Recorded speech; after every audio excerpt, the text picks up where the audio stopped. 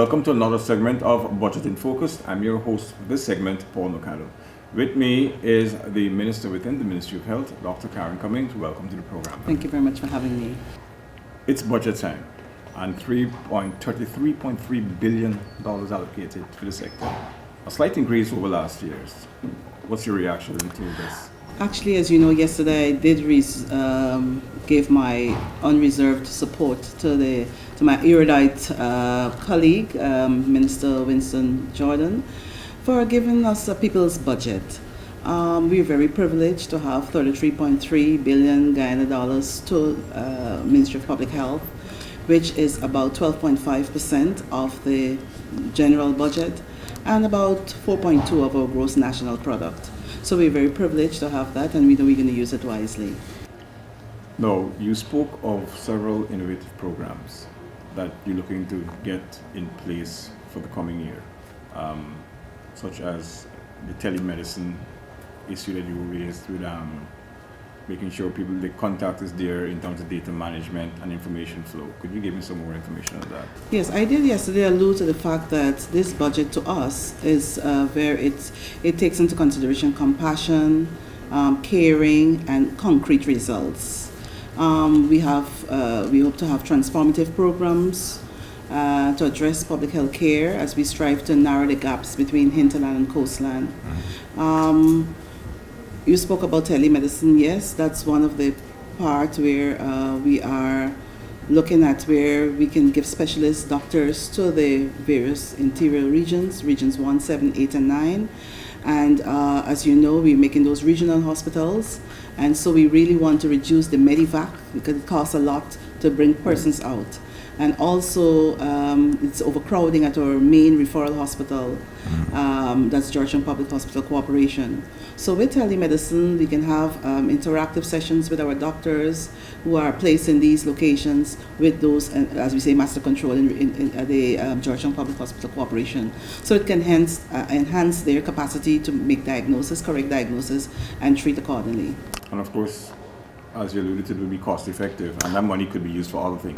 Actually, with that savings, we can turn it to our attention to other areas. All right. Now, as we're on that issue, medical supplies. This seems to be sort of a bugbear for the ministry. How is the plan to reform this process coming? Well, actually, procurement issues indeed. We need to procure drugs. Of course, even though our focus now is on primary health care, renewal of primary health care, where we want to do more screening, early detection, preventative aspect. But like everything else, there are persons who will get sick and will need treatment.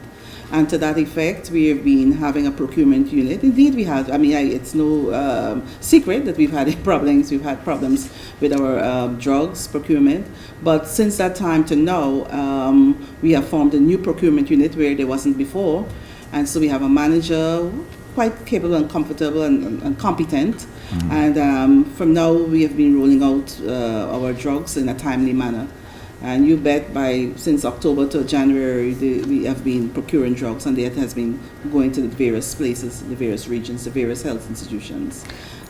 You spoke about a last mile distribution system. How does this tie into that? Well, what has been happening, even though, for instance, we may send out drugs to, let's say, region 1, and it will stop more or less at the Mabaruma, for example, but there are other health facilities in Baramita and so forth. So what has been happening, the drugs may be at one location, but it's very difficult to move to another location in a timely manner. So with this last mile, we've employed someone specifically to look at distribution of drugs. And so we hope that this problem will be addressed. So all the health facilities, the health posts, the health centers will have drugs in a timely manner. So have you seen a reduction in requests for emergency supplies since these new procedures have been put in place? Well, yes, it has begun. It's only started, the latter part of this year, so it's still early, but in its infancy stage. But we have seen persons have been saying they have gotten drugs enough. So we've had emergency supplies, which we hope to cut down, and then we also have our regular 2017 supplies. So by 2018, we should have more than enough drugs to take us into the new year. Yeah. All right. Now, the ministry has been focusing heavily on non-communicable diseases and having to raise awareness and enlightening people to the dangers of, what can be preventable challenges, if you want, health challenges. How's that fight going? Well, indeed, NCDs, we call it non-communicable diseases, takes up about 70% of our budget, and that's a large amount. And so we'll be working with our health promotion, disease prevention, as I mentioned before, whereby person's lifestyle, it's basically health lifestyles and, diet and exercise, those are the main, things we need to implore of our people to address. But and with that in mind, we have been trying to improve on our screening. For instance, mammography. We are getting 2 machines, mammograms, so that persons can do early detection. We know cancer is a very big, Right. the top 5 our diseases, the pattern, and so we want to ensure, even though it's costly in the developed world, we're trying to bring it to Guyana, and so that it won't be a prohibitive cost for persons to go to private hospitals to do that.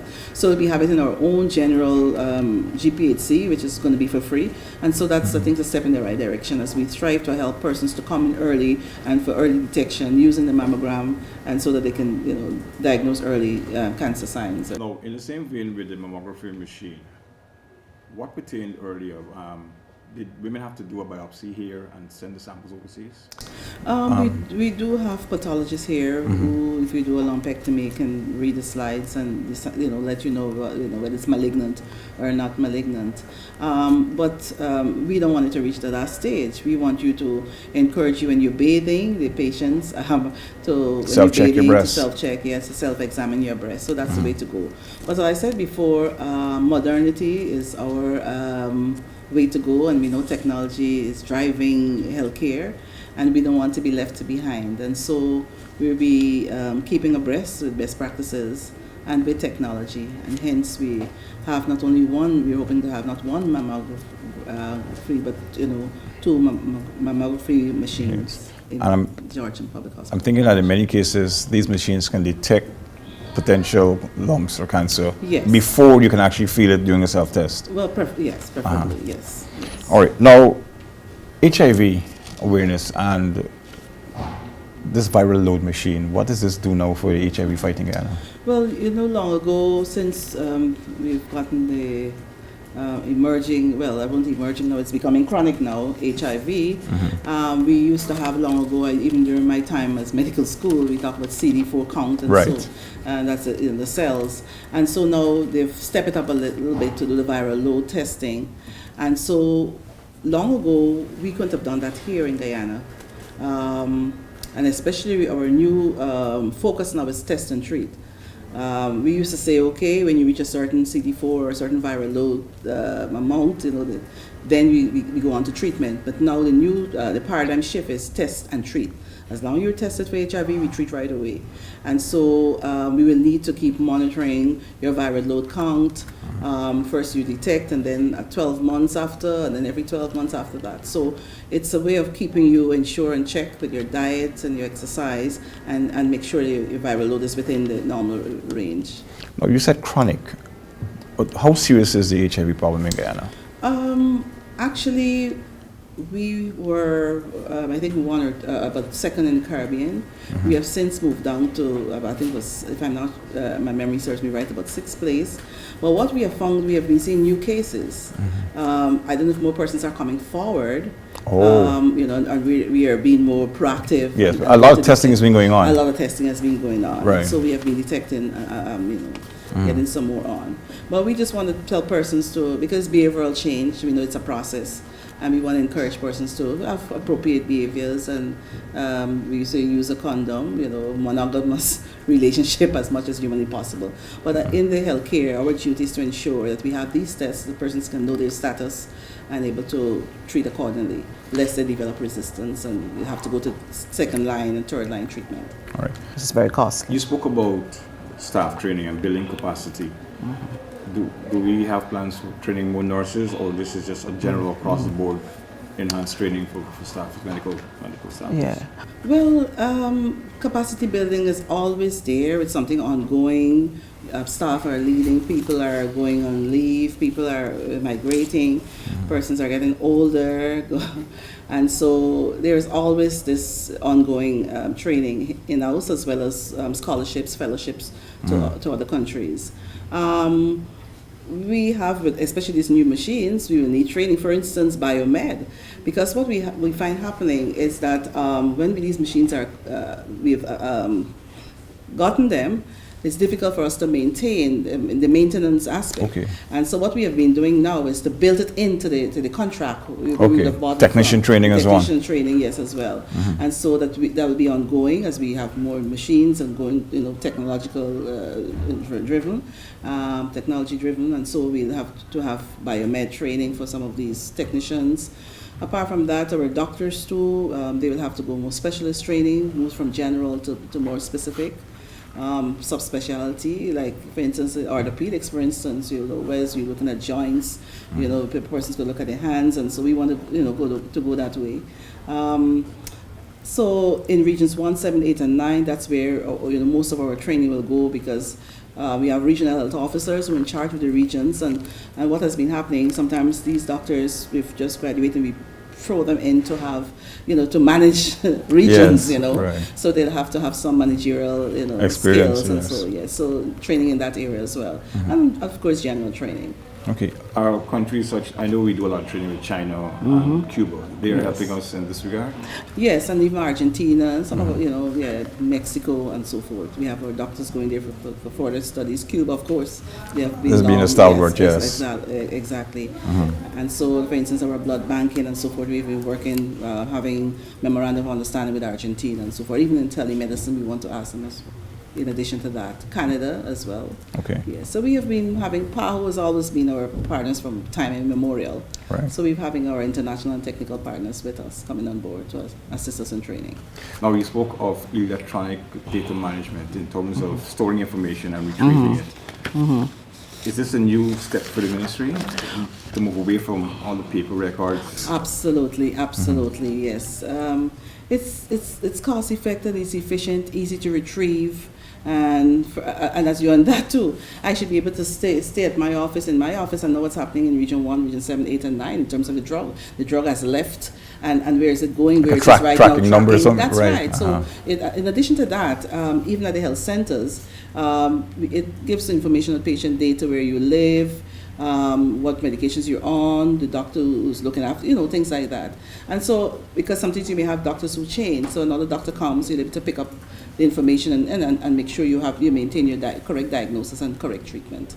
We've actually done a pilot at East La Penitence, I think that's East Rumville, yes. And so we have started there. We haven't quite completed, but that's a pilot, and we hope that when that's successful, we'll be able to scale it up to the other areas. Okay, and I'm thinking, of course, doctors are known for having bad handwriting, so Exactly. how can we raise that challenge? Exactly. All right, now mental health. This is something you've been focusing also on, and I see some money being spent on enhancing some facilities in that regard. How is that going to go? Well, as I said before yesterday, that since 2016, when we've come on board 1 year later, and we've seen the skyrocketing suicides, we had a meeting with the president. In fact, he called us, most of our ministers, into his office, and in other words, saying that something has to be done. Okay. It was intersectoral, different social protection, public security, and everybody, was there. And since then, we had established a task force. We met at the Marriott, and we go through, because we do have a suicide prevention strategy as well as a mental health plan. And so there were 4 strategic areas, namely, I think there was health promotion and prevention, health system strengthening, in terms of pesticides awareness, and research and surveillance. And so with those areas, we had stakeholders meeting at this new place by Lillian Dahl, where we have met with stakeholders and so forth. And after that, we have established this mental health unit. It wasn't there before, and it has been doing extremely well. Rolling out programs, working with, again, our technical partners, MH gap training. These are non-specialist doctors. You're Okay. empowering them and giving them the required skills so that at the primary health care level of the health centers, when they see, they can be able to diagnose And recognize it recommend. and start Yes. treatment. Yes, so it's a team effort where we have social workers there, the psychologists, and working together as a team to ensure. And they've been proactive. They have been visiting, like for instance, they have suicide. We visit the families, and try to encourage them and look at the signs and give them some kind of hope. And it has been done throughout the regions, especially regions 3, 4, 6. Those are The hotspots. Yes. Yes. And we have been rolling that out. Later on this month, I hope, or maybe early January, we're going to have a mental health institute. Okay. That's just behind Cummings Street. It's almost finishing. If you pass there, you'll see the building going up. And there we're going to expand. We're going to do occupational health, family therapy, and so forth. Because the new teaching is now, people don't talk about madhouse and so those kind of things, the stigma and everything else and discrimination. What we're doing now is acute care. If a person violent now through the police, you go to the Georgetown Hospital, Okay. and we will, keep you there for acute care. But we don't want you to be there chronic, years and years and years. We want to see how quickly you can be rehabilitated so to fit back into society. And That's not the be way to a go. danger to yourself or your family. Family. Exactly. Now, the final issue, rehabilitating facilities. I know one is being allocated to redo the headquarters for the ministry and break them. And I've seen you on some visits to some of these health centers, and you were quite surprised to see the conditions that some they were in. Are you okay with the monies allocated to do some rehabilitation there? Well, what we have done, yes, I would say, because that comes under the regional health services system, right? They're the ones who are responsible for all the health centers, especially in the city and even the regions. Though we work with the regional officials, the REO, because health is decentralized, as you know. Right, yes. So we have the REO, the regional chairman, and the regional health officers at the regions. And then you have Georgetown, we say proper. So we have health centers in Georgetown as well as the municipalities. The municipalities, they have their own health centers. And we'll be working closely with them because I visited some of them as well. Because what happens when people come into Guyana, they will say, oh, this health center is from the municipality and this is from the government and this, they didn't consider this the health system in Guyana. Right. And so we've decided to confront the issue of bringing them up to speed. World-class standards. Sort of level the playing field. So the level playing field and the quality of care is very effective and, efficient delivery of service to the populace of Guyana. All right. Well, I want to thank you for your time. I know you have to run. Yes. And thanks again for spending the time with us here at DPI and sharing some knowledge. Thank you very much, Paula. Thank you. You've been watching Budget in Focus.